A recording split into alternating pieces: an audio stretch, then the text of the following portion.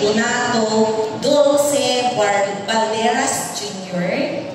I, Remelin S. Abrogena, Education Program Supervisor of the Curriculum Implementation Division of Ilocos Norte, and acting upon the recommendation and petition of your school principal, Ma'am Violeta Sid, that your graduation in the respective ladder of our educational system be affirmed and approved, certifying the same that you have satisfactorily completed all the requirements for graduation as prescribed by law and by the Department of Education.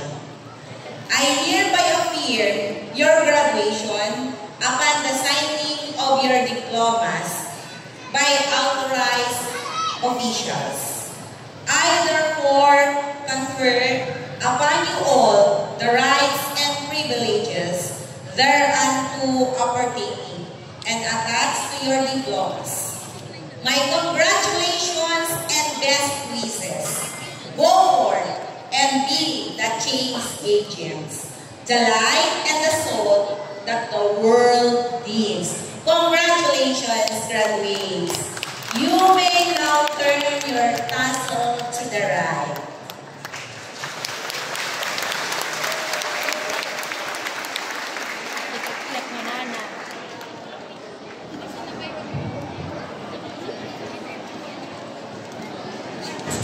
Estavilio Joren Ian Will P.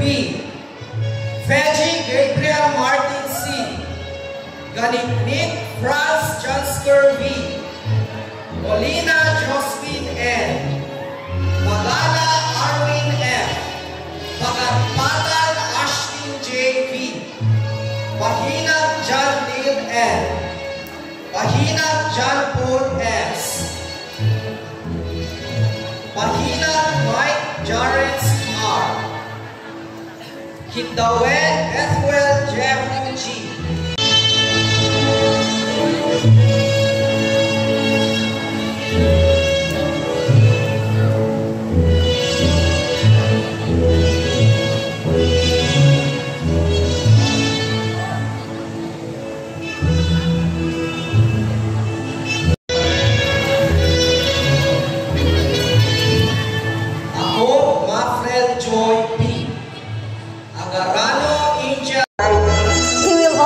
Receiving a gold medal for his outstanding performance in arts.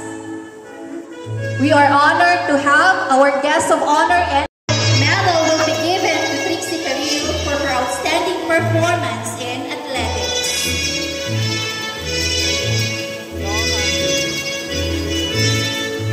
Sempio Amor B.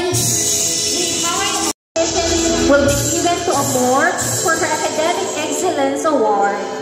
Another gold medal will be given to her for her outstanding performance in art. Mr. Ethelbert R. Pacquiao will do the honor.